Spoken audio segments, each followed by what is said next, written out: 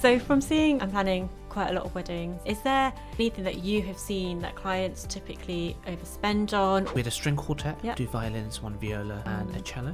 We're looking at the more luxury proposals. What does that kind of cost? So welcome everyone to another episode of Behind the Proposal Before the Aisle. We're back here today with the fabulous Anita Patel. Hi all, thank you for listening. So of those of you who have been kind of listening to us from the start, Anita is one of our executive planners with Fairy Tale Proposals and the events planner.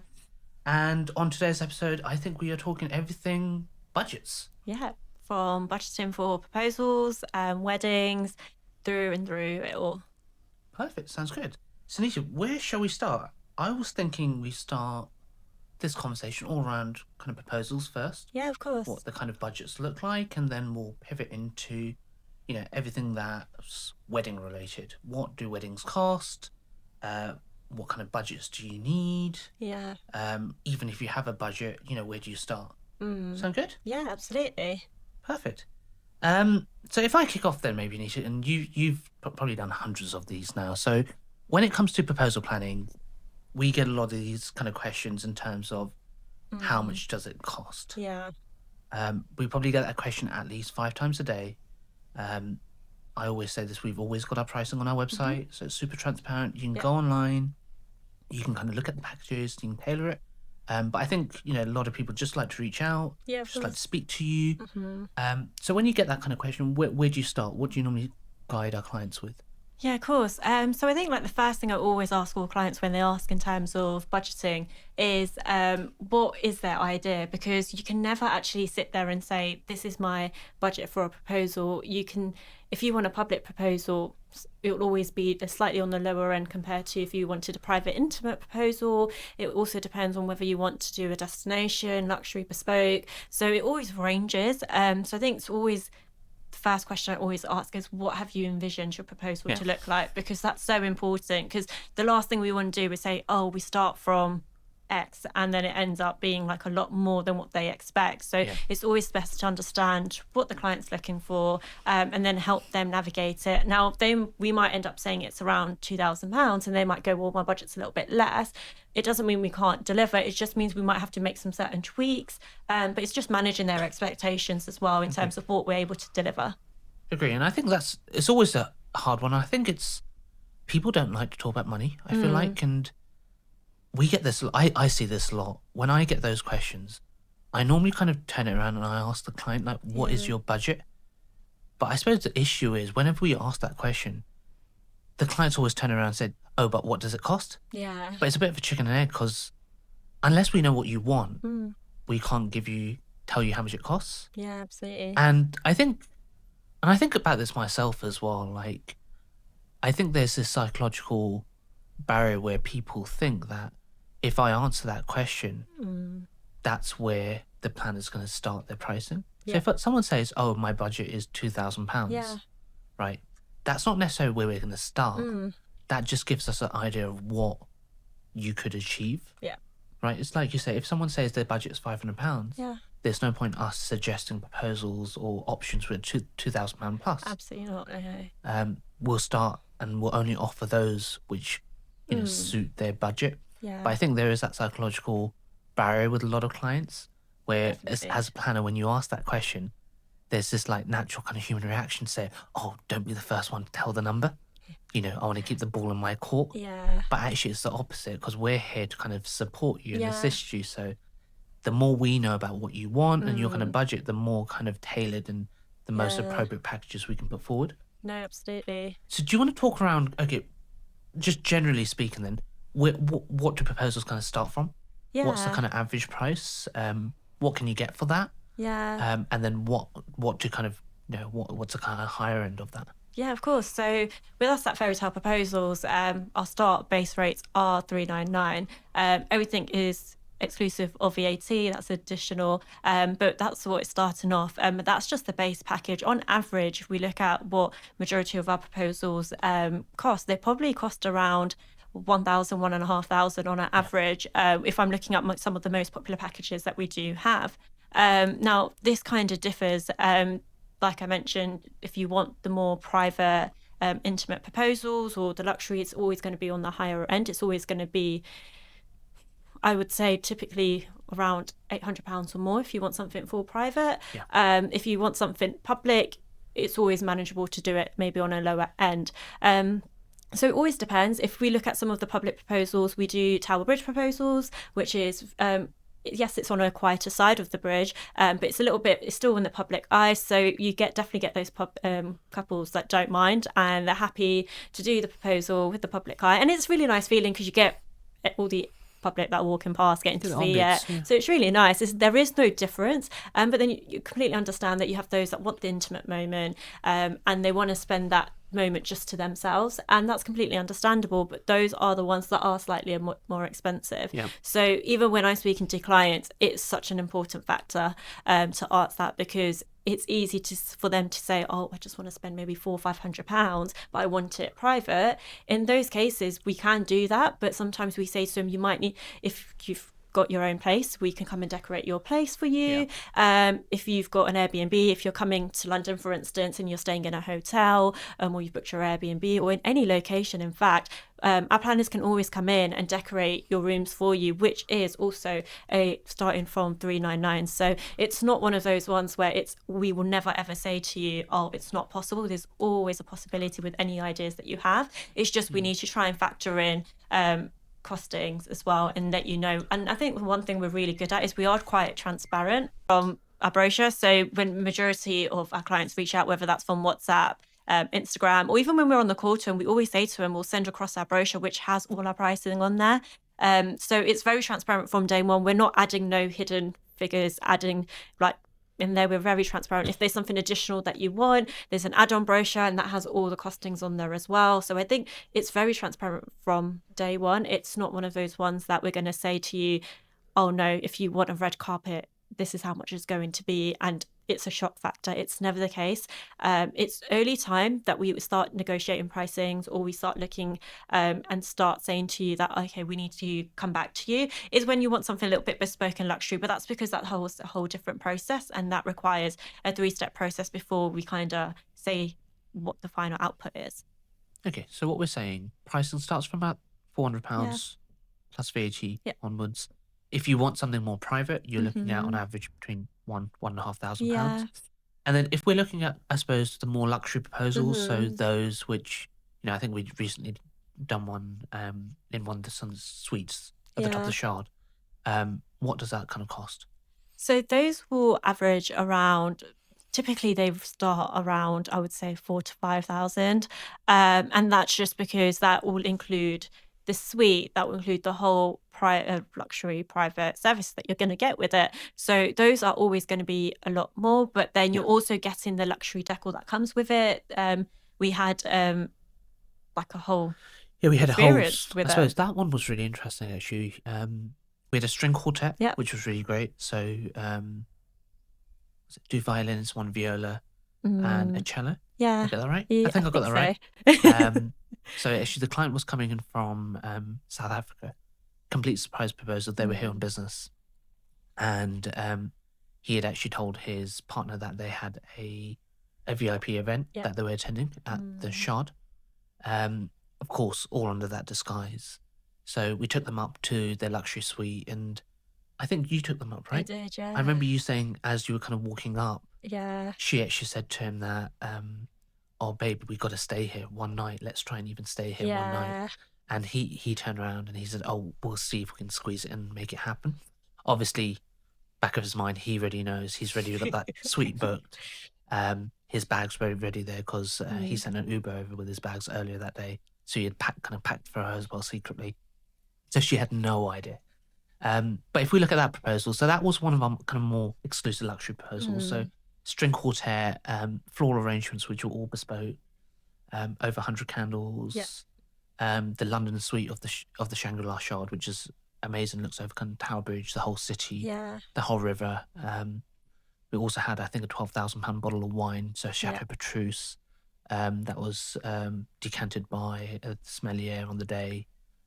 Dom Perignon ice, again, £500 plus bottle of champagne.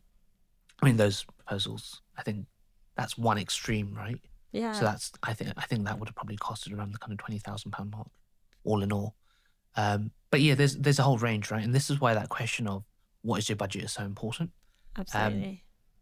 and it's not because we're trying to make, as planners trying to, you know, make more money or anything. It's about if we know your budget is 20,000, then we can kind of suggest and put forward Yeah. those examples Yeah. of what 20,000 can achieve. Yeah. But there's no point us putting those examples forward or those photos or videos forward if your budget is £1,000 Yeah. or £500. So it's really important to be very clear with your planner up front in terms of this is my budget, this is my vision, and from there we can kind of let you know if it's realistic or not. Yeah. No, absolutely. And I think it's really important to, just as you said, being transparent, like with your planner. It's the same with us. Like, it's really important for us to build those relationships with our clients, because yes, like when we get the clients who say to us, oh, my budget is 20, 30,000, we know what we're tailoring towards automatically. What we don't want to do is get clients who are quite shy from saying what their budgets are, and then we propose all these ideas to them, and then they are sitting there thinking, oh, like I can't afford this and whatnot, or like this is over my budget. So it's really important, because there are so many ideas out there, and I would never say one idea is better than the other. It's one of those moments that's so intimate and personal to you and your partner that there isn't a right or a wrong ever. I agree.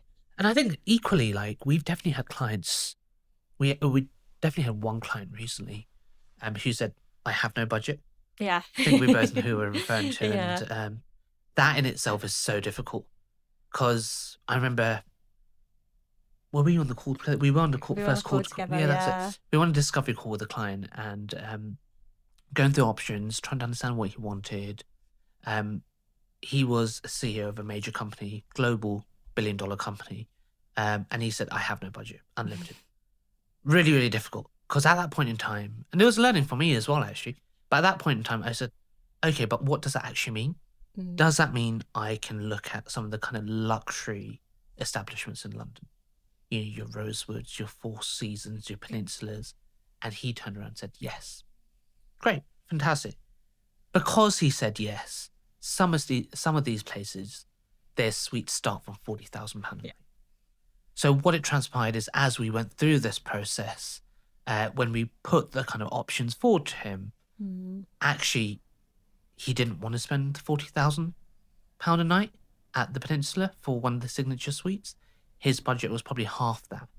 And that's why it's so hard to like, even when someone says, I don't have a budget, it's so hard to work with that. Because if I turn around and there's been proposals out there that we've heard of which have cost £1 million, like, if I put that one forward, will you say yes? Who knows? That's why it's so important to actually, be really transparent and say, this is the kind of ballpark budget I have. Yeah. This is what I would like to achieve. And then we can do what we do best to kind of showcase what's achievable. And I think it's also understanding what you want from your proposal. So some of the proposals that we have are very much of an experience where it's the whole day. So we have like the luxury proposals where it's full process of the day. You have an overnight accommodations, you might have a chauffeur for the day. And so there are different things. So, and then there might be some couples who just are happy with just wanting the proposal, and then they continue with the rest of the day or their celebrations in the evening. So that's why it's really important to maybe even like, I completely understand it's really difficult, especially if you've never thought about your proposal, to what it's going to envision or look like. But we have got so many ideas that we can share. And that's where we can kind of come in and let you know about pricings and what that would look like. No, I agree. All right. And then, Nisha, I suppose moving on then, if we think about, so we've talked about a lot of proposals in the UK. How about those that are abroad? I know you've been away with the team this year a few times. Yep. You've been to Poland. Yeah. You've been to Italy. Lake Como. Yeah. Anywhere else? Gosh, feels like more, but okay, fine. Feels like more. Poland, it does feel like more. Lake Como. Yeah. What does that kind of process involve? What does it cost? It ranges. So I think in terms of Great answer. And that's the thing, like, it's one of those ones where any destination proposals comes under our bespoke process. So it's a 3-step process that we have in place. And it comes with a discovery call where we can understand what the client is looking for. Because yet again, within destinations, you have private and then you have those public proposals as well. So they're always going to a range. Whereas like, if I give examples, when we did a Lake Como ones, it was more in a public setting. And when it was in the Poland one, it was in a private setting. So they do differ. Yeah. But in terms of costings, if we're looking for something that's quite public, I would naturally say a destination, even if it's public, it would start from £2,500. And if you're looking for something that's private, in Europe, I would say that would be probably hitting around 4,000-5,000 Sure. starting mark. If you're looking for anything outside of Europe, that's typically always going to be past the £5,000 mark, and that's just always going to be the case. And then there's different factors that comes into it, such as, are you looking for a day experience? Are you looking for just something for the team to come in and decorate? We have on our website safari proposal packages, and that's starting, I believe, around like 7,000. But that's a full process. You get a safari experience, you have your proposals. So it's very much dependent. Location is a massive factor as well. Absolutely. In the budget.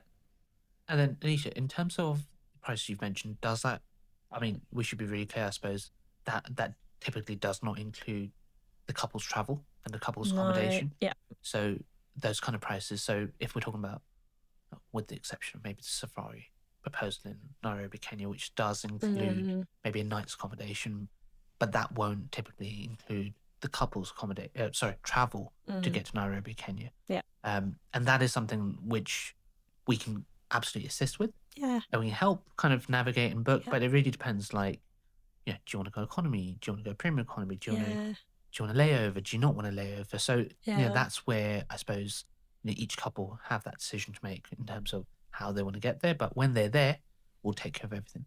Yeah. Great. So I think, is there anything else you want to cover on proposals, budgeting? I think that's like the main keys of it all, in terms of, like I said, there's no right or wrong. It's what you want to envision, it's what you like, and it's just getting inspirations from that. We're always able to try and help our clients and tailor it according to what their budget looks like. So I think it's really important as planners to be accommodating and to make sure that we are helping our clients be able to envision what their proposal looks like. Agree. All right, so that's the kind of behind the proposal bit. Yeah, of course. Shall we go over to the before the aisle? Yeah. Okay, so all things wedding planning and wedding budgets. I think that's where a lot of our listeners were really intrigued. Yeah. It's a topic that, like I said, a lot of people don't like discussing. No. And we've touched upon that right from the start. It's the same concept with wedding planning. Yeah. I think couples need to have that conversation between themselves, Yeah. them and their partner, really understand how much they want to set aside for the wedding. Do they want to go all out, be lavish? How are they going to pay for this? Absolutely. Is it they've got savings? Yeah. How much of your savings do you want to use? Or do you have kind of family supporting as well who are going to contribute to all the money? These are all the conversations you need to kind of consider. Even numbers, because that will have an impact on your budget to an extent as well. Completely if you're agree. looking for a 500-person wedding and you need to think about, okay, what's my budget going to look like to accommodate 500? But then do I want a luxury with 500 people? Or do I want something where it's still really elegant, but you don't want to do the extra luxury style or destination wedding? So where do our listeners start? If I'm planning a wedding, if there's someone out there listening to this and they're planning a wedding, they're in early stages, what is the first thing they need to do? Or what is it they need to consider? What do these things cost? Yeah, absolutely.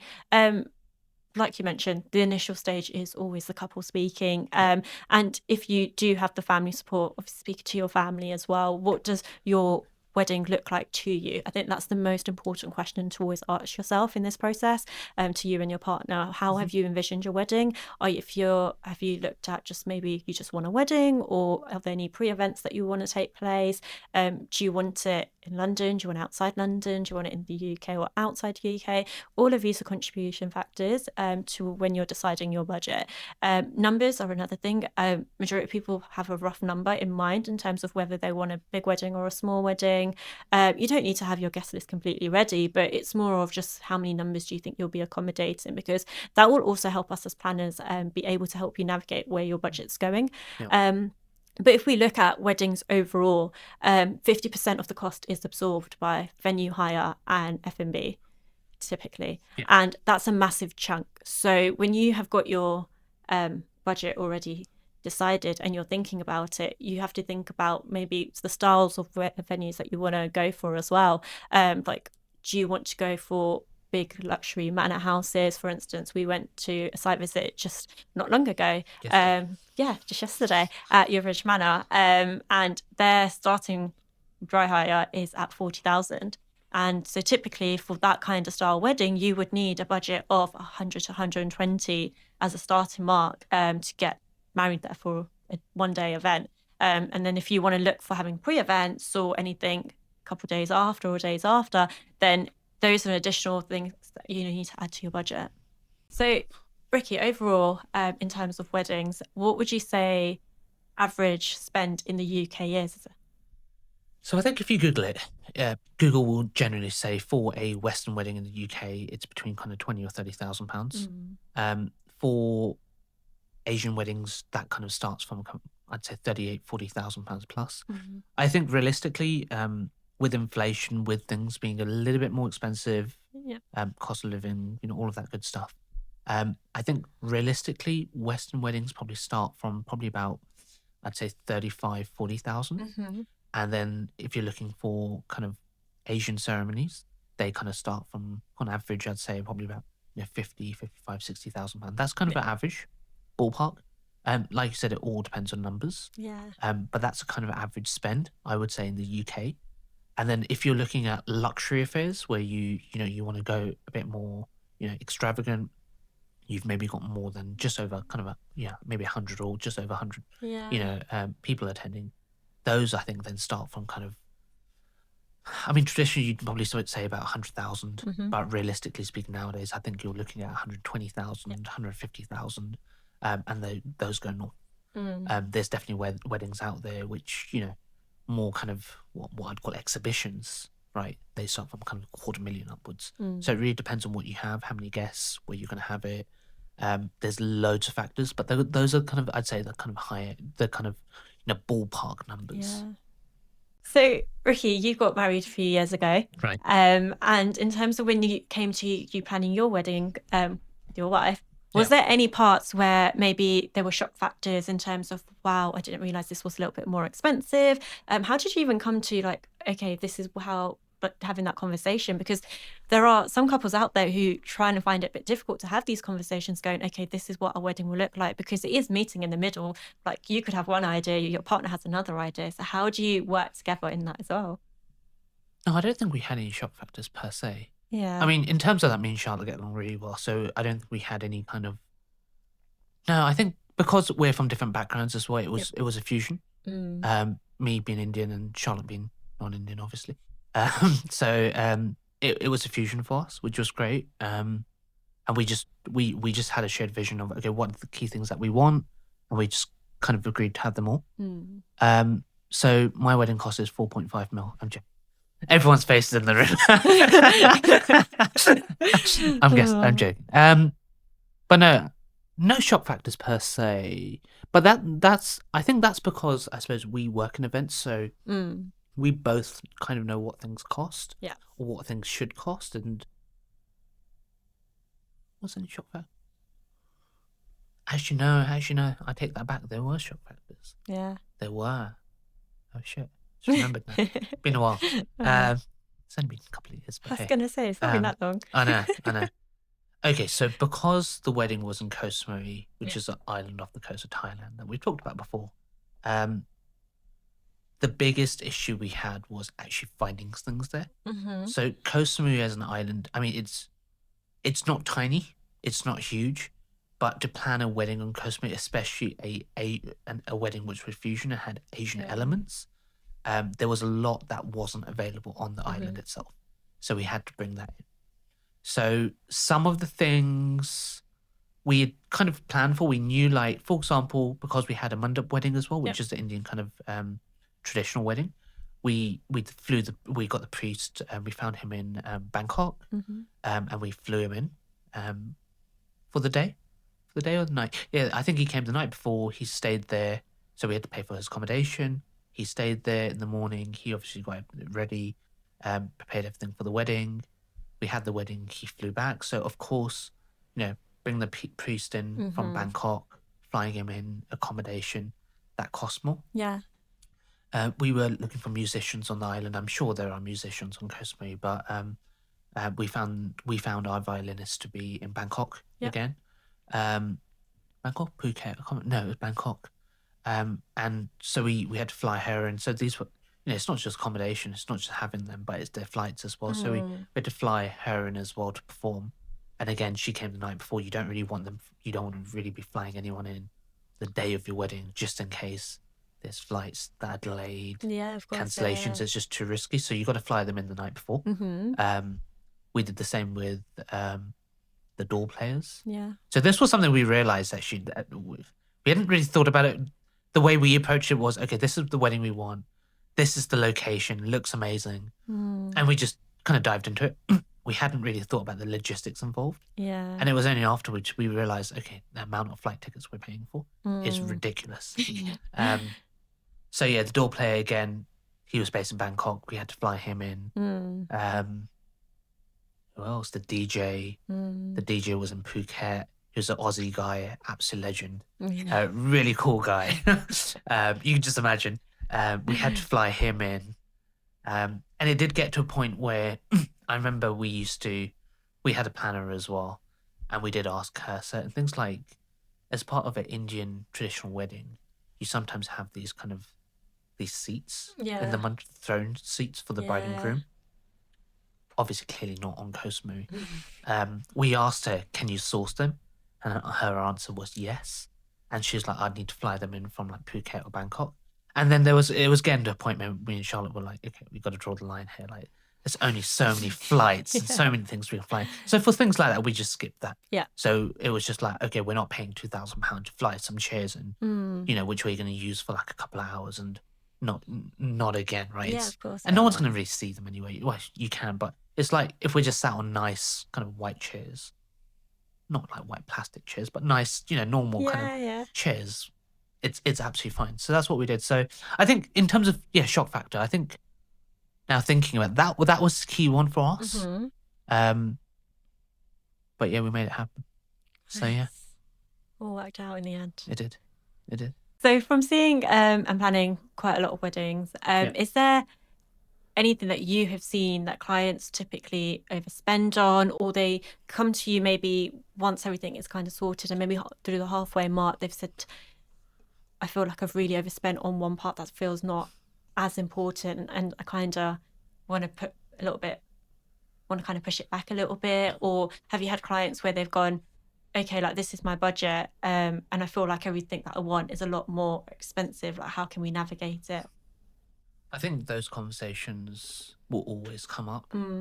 I think it's been a bit realistic right from the onset.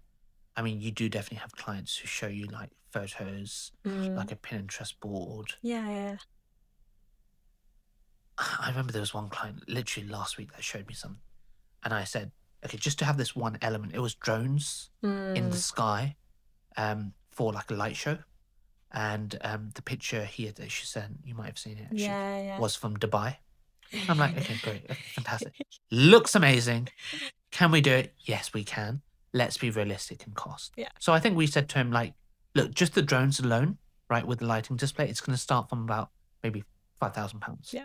Right, starting from £5,000. I think I got radio silence because I got the feeling like the client thought, oh, okay, maybe we can do this in £1,000 or something. Yeah. But you got to be realistic. Yeah. Equally, even with things like, there's loads of things, but yeah, I think you got to be realistic. And the way I see a lot of this, and this is what I describe to clients as well, I see a pie chart. There's essentially a pie chart which has slices of pies or quadrants, whatever you want to call it. It's what you picked up on right at the start, I suppose, is when you have a wedding budget, and if we say like the kind of budgets we work on kind of start from kind of 50 to 100k, that's the kind of starting point. So if we just say 100k, just keep it very simple, we already know 50% of that is going to go on the venue and the food and beverage, so the F&B. So if you're looking at 100k, 50k of it has already gone just on the venue and food and beverage. And again, that can fluctuate depending on how many days. Is it a simple 1-day Western wedding, or is it a 3-day Asian wedding with pre-wedding events? At pre-wedding events, you'll need catering. Are you going to have cocktail hours? Are Yeah. you going to have canapes? Are you going to have champagne receptions? Mm. All of these add up, right? Yeah. So, but just broadly speaking, 50K of it's gone. Yeah. And then you've got 50K left. And then out of that 50K, you've got a whole bunch of things you need to pay for, I suppose. Yeah. Things like photographers. Photographers generally cost around for a 1-day wedding or 3-day wedding. What would you say? Starting for like a 1 day, I would say starting from 2.5. Yeah. If you're looking for pre-shoots, same day edits, highlight videos, all of those, you're naturally going to be increasing, and those typically you probably would start around 3.5, 4K. Yeah, I'd agree. So if you've got 50K left, again, you've used maybe like, let's say £3,000-4,000 just on the photographer. But when it comes to photographers, I suppose the good thing is a lot of wedding photographers are very transparent. Yeah.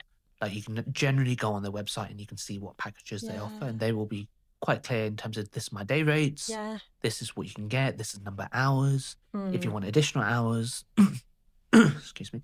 If you want additional hours, it's going to be X extra. So if we think about 50K, let's just say 3-4K is gone. You've got kind of £46,000 left.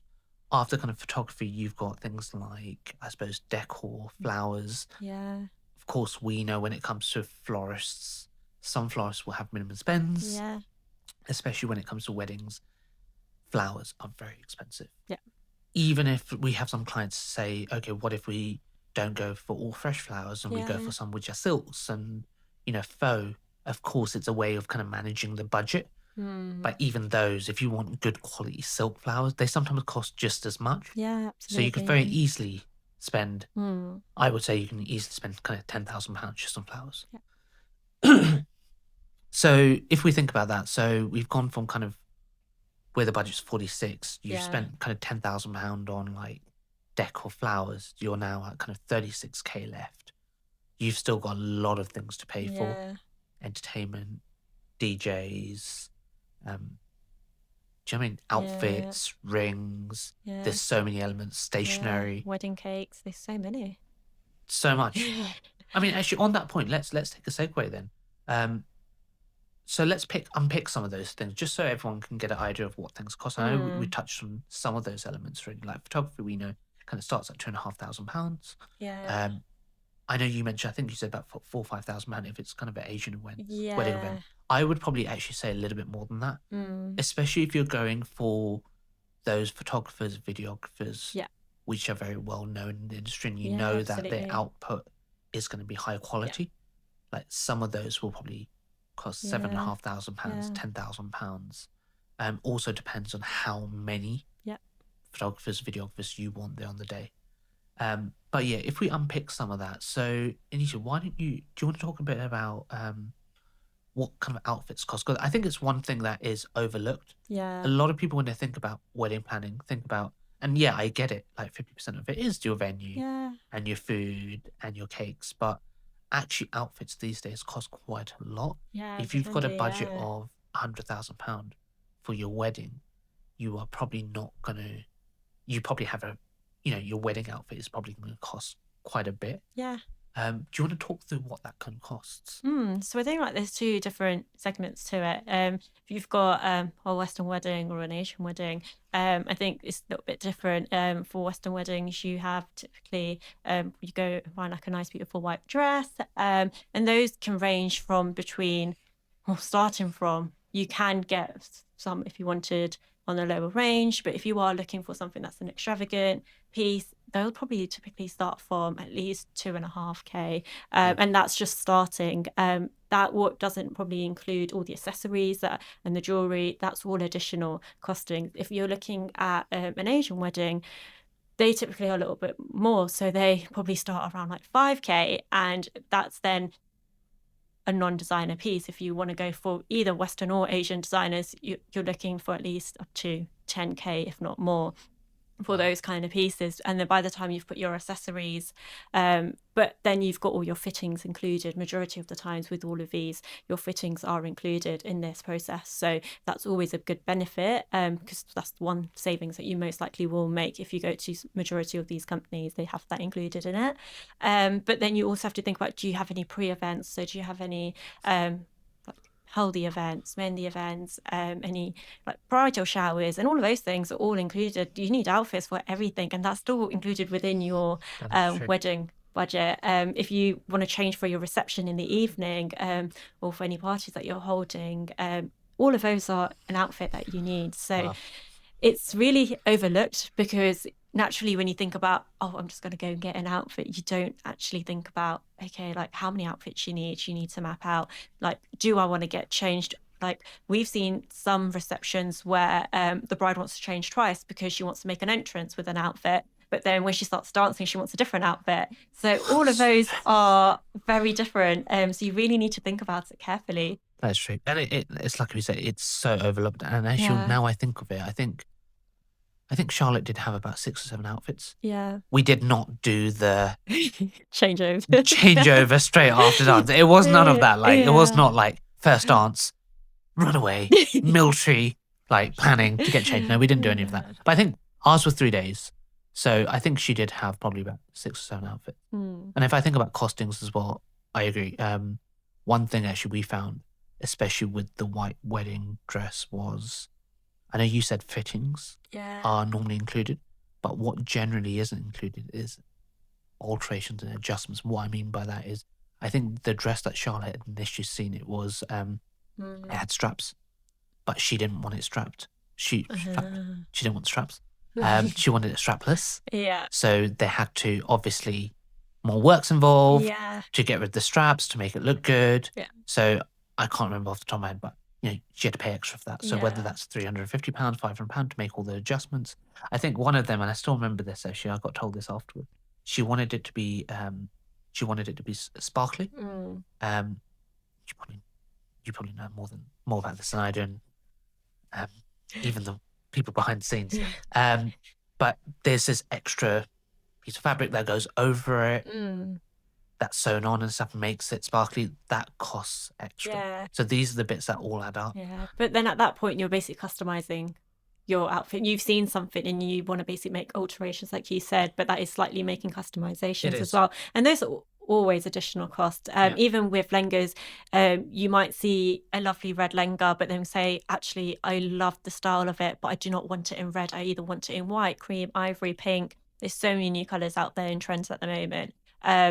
And that's an additional cost sometimes, because you want to change the outfit completely just by the color. So those things are definitely always going to be additional costs. Absolutely. It's a bit different compared to when you found an outfit and that's the one you want and you just want to get it tailored to you. That's slightly a little bit different. Yeah, I agree. And even things like, I suppose, and those are your kind of your averages. But even when it comes to lengas, I mean, there's so many designers out there now, right? Those designers will charge more. Yeah, absolutely. So if it's a Suma Gujral or Manish Malhotra or whoever it is, those start from kind of £3,500, £4,000, £5,000 onwards. So I think it's really overlooked. And that's only the start of it, because if you think about it, then especially for, I think especially for women, you've got then accessories like shoes. Yeah. Right? Bridal shoes are not cheap, trust me. I know. You're forgetting the main things. You're forgetting your hair and makeup. That's a whole different ballgame of cost as well. Even for the guys, I think for girls there is a lot of expense when it comes to dresses, all of that stuff. Even for guys, I think for me, when I was kind of suit hunting, I went for a 3-piece suit, and generally speaking, if you walk into any of the kind of the good tailors in London, I went Savile Row myself, and when you kind of walk into any of the tailors on Savile Row, there's really 2 options you have. You can either go made to measure, or you can go bespoke. 2 key kind of differences. Made to measure is essentially you have 1 or 2 fittings, everything's kind of customized for you. You can choose the kind of fabrics. Bespoke is essentially the same kind of process with an extra fitting, a bit more involved. But yeah, I think made to measure kind of starts at roughly around £3,000 for a 3-piece suit. if you're kind of going that kind of bespoke route, which I think it takes about 8 to 12 weeks just to make the suit, starts from about kind of £6,000. So thinking about those numbers, adding up all of the kind of, if I'm starting off on average to say £4,000 just for the suit, then shoes for the guy, tie, you know, Yeah. we're kind of looking at about £5,000 just for the groom. And then based on the numbers you've talked about, you know, for the bride, you're looking at like nearly £10,000 is just on outfits. Yeah. And that's, like you said, even before you get to, I know you talked about makeup, hair, beauty, but we haven't even talked about things like jewelry. Yeah. Like, let's be honest, there's a lot of brides out there who will be very conscious of what they put around their neck, what earrings they want. Yeah. Do they want something on their hands? What rings? And especially, it's your big wedding day, right? Do you want diamonds? Do you not? Do you want gold? Yeah. Like, that all adds up. So it's a big piece of the kind of puzzle. When I look at that pie chart, like, just based on this conversation, actually that could be kind of 10 to 20% of your budget gone just on what you'll be wearing on the day, which Absolutely. is crazy. Yeah. Absolutely crazy. All right, so we talked about obviously accessories, we've talked about outfits. I suppose, shall we move on to kind of entertainment? Yeah. What does entertainment cost? DJs, sound, music, lighting. What do our kind of listeners who are planning weddings, what kind of budget do they need to set aside for that? I think when you budget for entertainment, it's slightly a little bit different because you need to think about, do you want your DJ there for the whole day? So like, for instance, when you look at some ceremonies, they have their DJ there during the wedding ceremony and then they change it over to then set up for the evening reception. Do you want them to do the stagings? Do you want them to do all the lightings? It's all of that is in different packages, and that's all customized to depending on how you want your overall look to be. So entertainment also ranges. You then might have like, I want a guitarist or someone to come in, or a saxophonist to come in and set up. So it's just things like that. It's very much just thinking, what do I want this experience to be like? There's so many DJ companies out there that all have different uniqueness about them. Yeah. They all have something that they specialize in as well. And it's thinking about, okay, who do I want? Do I want a luxury, extravagant DJ set where I've got a whole show, an amazing staging? I want all the lights included, and more or less, I basically want it to look like a concert. Like exhibitions, it's a big thing these days. It's really big. Really there's so much you can do now. Like when you look out there, how much like these entertainment companies can do, like in DJs and AV, how much they can do. It's incredible.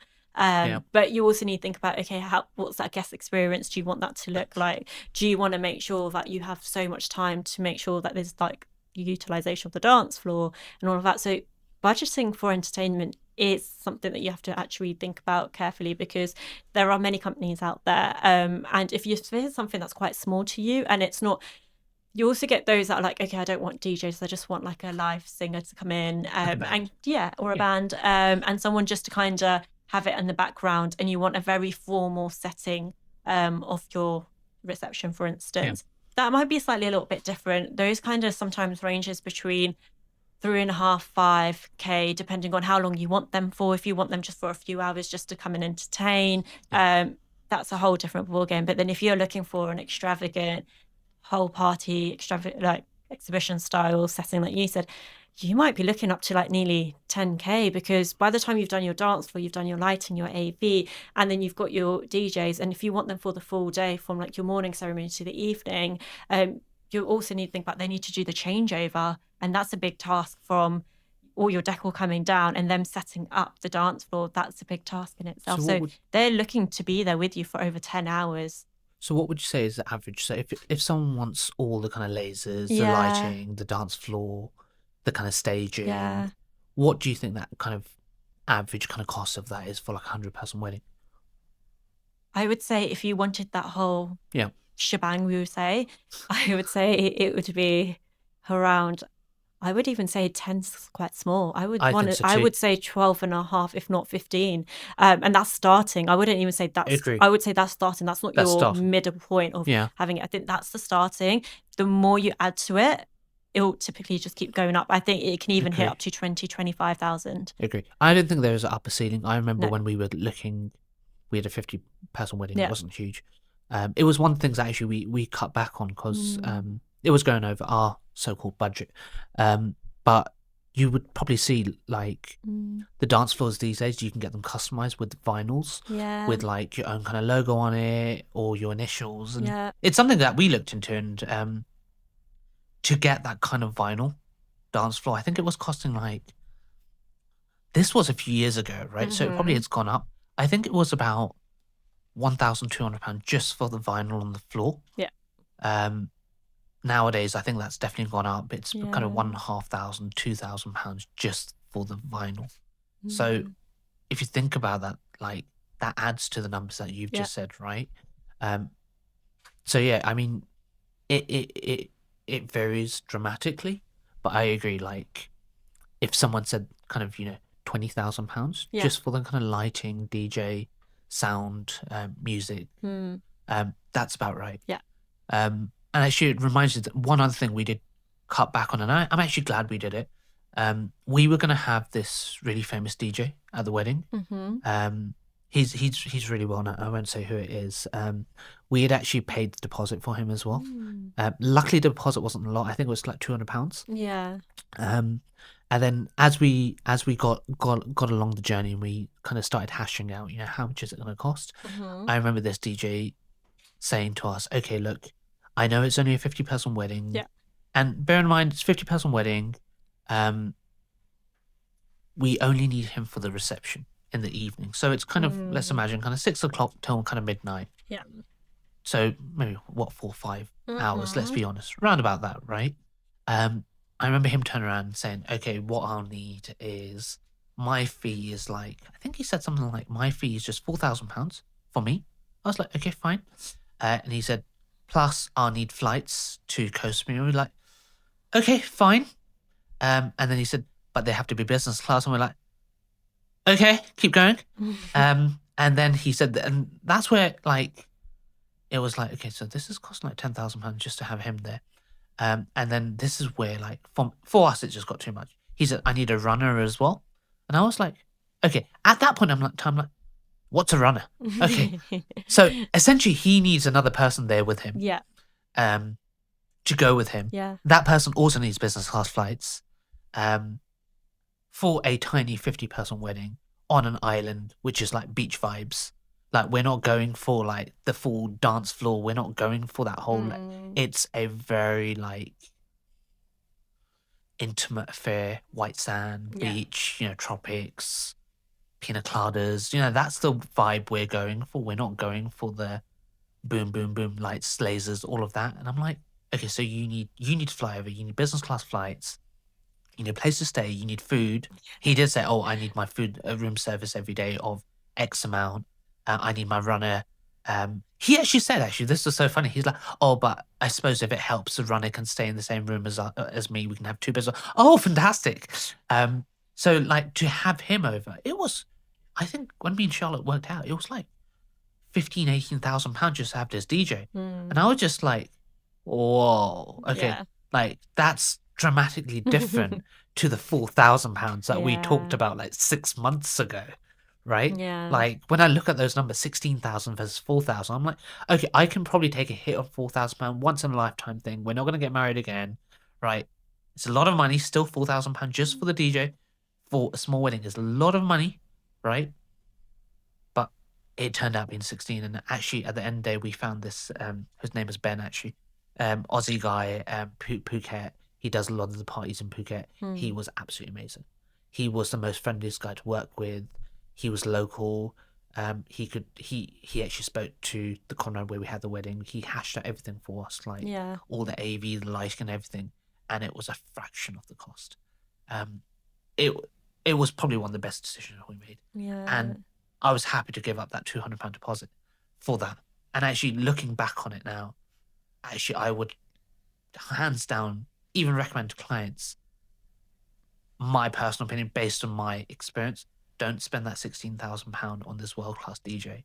Actually go for Ben, who charges like £2,000.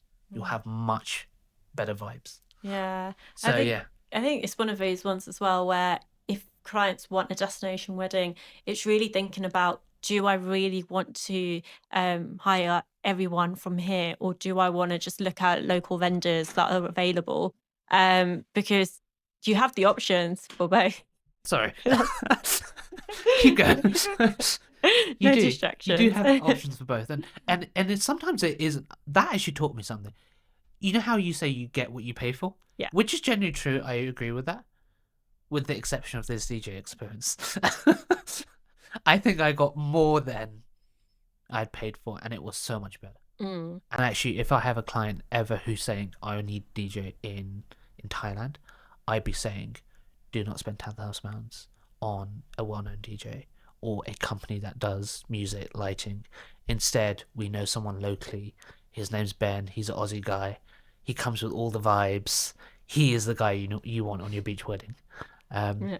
But then that's the experience of planners, right? Yeah. It's having those local connections that you can offer that stuff, which actually, generally speaking, unless you don't go, when you're just looking yourself, you don't know. No, of course not. No. And you go on Instagram and it's the first thing you see is all these DJs come up, and that's all you know, right? Yeah. But yeah, it's really interesting. So okay, so back to behind the proposal before that. So we've got who have we got behind the scenes? Yasmin. She's our producer technician. So Yasmin, have you got any questions for us? Put me on the spot now. When you were talking about wedding dresses, do people rent dresses as well? They do. So just to clarify, so I'm not sure if you can hear that on the mic. So the question is all around wedding dresses. Can you rent them as well? You can. I think you take that one. Yeah, I'll take that one. You definitely can, and that's also really common. There is no the thing is, some people have a really emotional attachment with their wedding dress, and so they feel like, okay, I want to buy it because I want to keep it forever. And you also see those who also then hand it down to their children, who then change it to then customize it to how they want it. So there is always that sentimental value of a wedding dress, but then you also have those that feel like they find more the sentiments within their rings or different other parts of their weddings, and dress isn't that much of an important factor to them, which is completely normal. There are different things that are important to everybody for their wedding. So in terms of hiring, it's definitely a lot cheaper. You can do it, and majority of the times it's you collect it the day before, you then go and wear it on the day, and then normally they give you, I think, up to 3 to 4 days before you need to go and return it. There are obviously terms and conditions with hiring, however, such as stains and whatnot. So there are risk factors in terms of when you are hiring, because you are making sure that it's going back into certain conditions that they expect it back. But otherwise, if you are looking to hire, there is definitely the lower cost option. Yeah.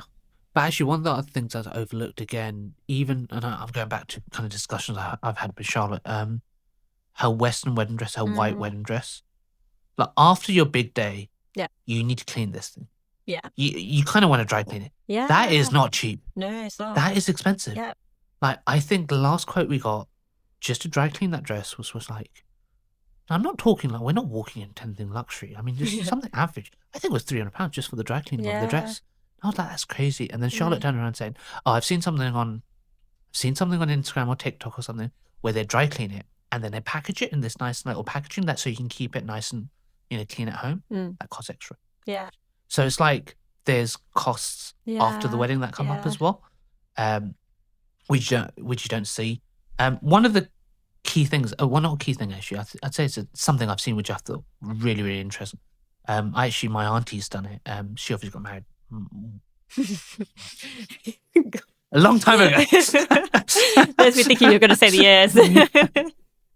If you're listening to this, you look beautiful. You're very young.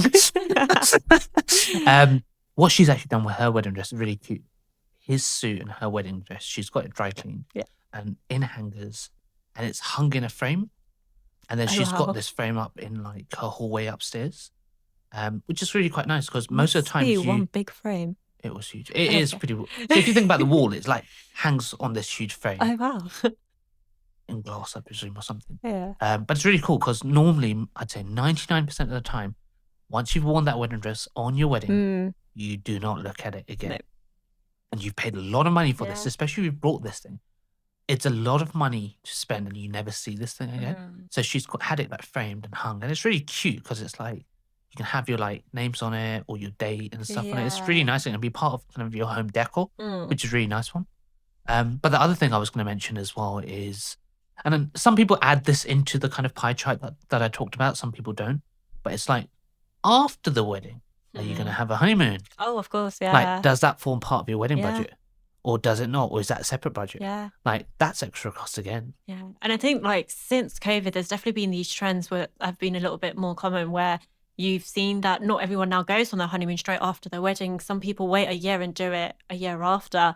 But then some people go a little bit later on. And I think it's really important for couples to know out there that there is no right or wrong way to do your honeymoon. It's what works for you. Some people feel like their honeymoon needs to be a lot bigger than their wedding. And some people feel like, no, like I'm happy to just have a little mini moon and we can do honeymoons like a year or so later. Yeah. I think with a lot of venues, I think like when you do say you want like a honeymoon package, they normally do need you to be married within that year, because it's kind of one of those things. But I'm sure there's always ways around it when you speak to some of these hotels. Yeah, I don't think they're going to be asking you for your wedding certificate when you walk Definitely in. Not that I'm encouraging people to lie or anything like that. I'm just being practical. Yeah. All right, so to round up, I hope the topic of budgets has not been boring. I hope there's a lot of insights and useful tips that you guys listening have kind of jotted down. I think as a quick wrap up, I think the key kind of takeaway points are, number one, speak to your partner, think about what is your budget, what is realistic, don't shy away from that discussion. Number two, be transparent with your planner in terms of what that budget is. They are essentially there to help you and to kind of put forward, options and what is achievable. Remember about that kind of pie chart. 50% of it does go on venue hire and F&B. Yep. I suppose if you're looking at more luxury, like we said, that's going to be more 50-60%.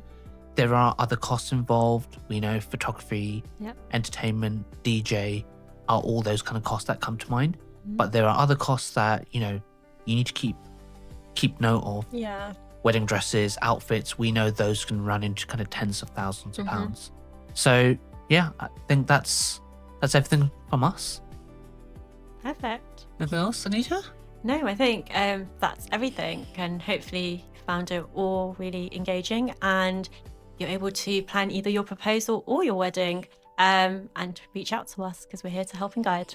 Thanks everyone for another episode of Behind the Proposal Before the Aisle. Great having you here.